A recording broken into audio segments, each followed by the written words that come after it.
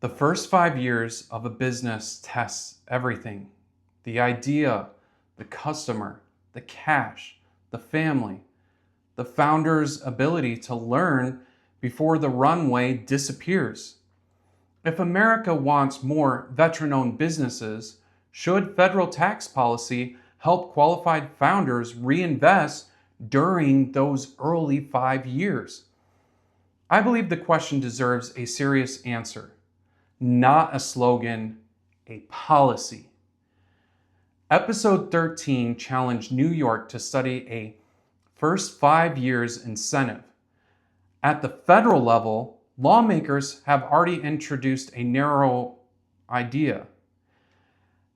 As of this research, H.R. 1298, the Veterans Job Opportunity Act, had been introduced in the 119th Congress and referred to the House Ways and Means Committee.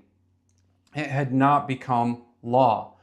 The bill proposed a credit equal to 15% of up to $50,000 in qualified startup expenditures for an eligible veteran or veteran-owned spouse-owned small business located in an underserved community.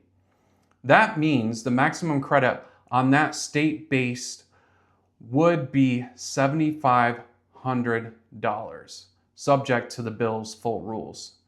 The proposal includes ownership, business size, location, eligible expenditure, election, timing, no double benefit, and evaluation provisions. Whether someone supports or opposes it, that level of definition teaches an important lesson. Tax policy becomes real in the details.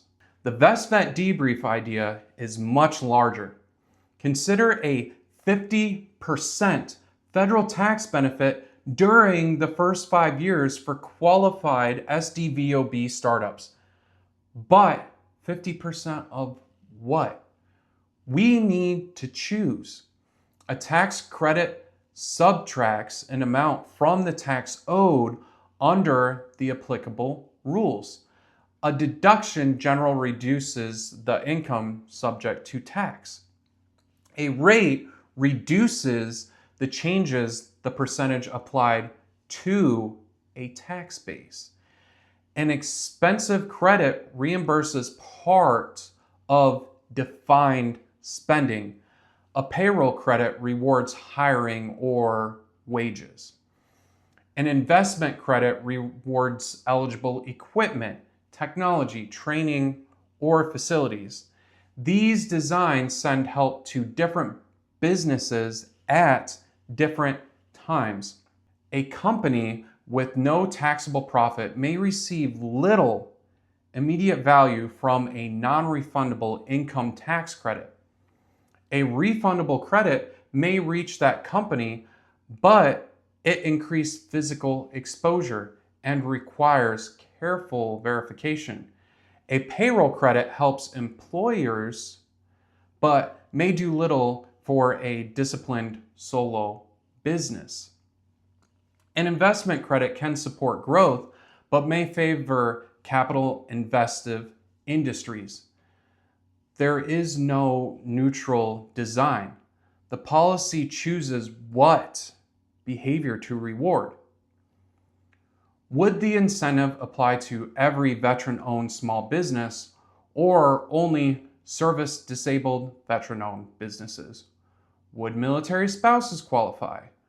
What ownership percentage is required? Who must control the daily operations and long-term decisions? Can a company remain eligible after outside investment changes ownership? What happens if the owner sells the company during the 5-year period? How are related entities treated? Could someone divide one enterprise into several companies to multiply caps? These are not excuses to abandon the idea.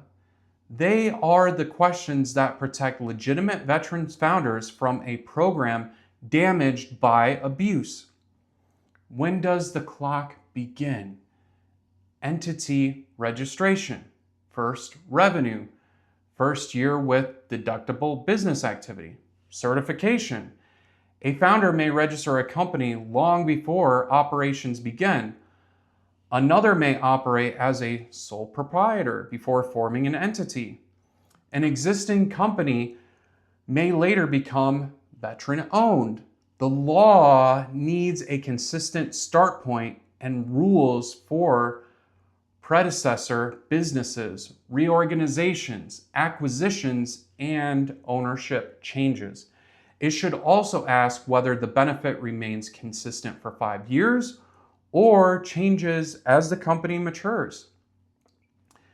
A declining schedule could provide the largest percentage early and phase down. A milestone design could connect benefits to verified reinvestment, employment, or revenue thresholds. Each appropriate challenges simplicity and incentives. HR 1298 targets eligible companies in underserved communities. That directs the proposed credit toward places Congress defines as needing investment. A broader national credit would reach more veteran founders but cost more and provide benefits in markets that may already offer strong access to capital and customers. A targeted credit may concentrate impact but create boundary problems. Two similar companies on opposite sides of a qualifying line could receive different treatment. Congress should debate the trade-off openly. Geography, service-disabled status, income, industry, employment, capital investment. Every eligible choice includes some founders and excludes others. Tax incentives have a public cost. Revenue not collected is unavailable for another public purpose unless it is offset. Supporters should not hide that. They should explain why the expected outcome justifies the cost. Then Congress should require evaluation. How many eligible businesses claimed the benefit? How many were genuinely new? What industries and communities were reached? Did formation, survival, payroll, productive investment, or procurement readiness change? How much did each measured outcome cost? How much activity would likely have happened without the credit? What fraud or administrative burden occurred? Build a sunset date, require a public evaluation, renew, redesign, or end the policy based on evidence. That is not hostility towards veteran businesses. That is respect for them and for every single taxpayer. Here's the direction I believe deserves development.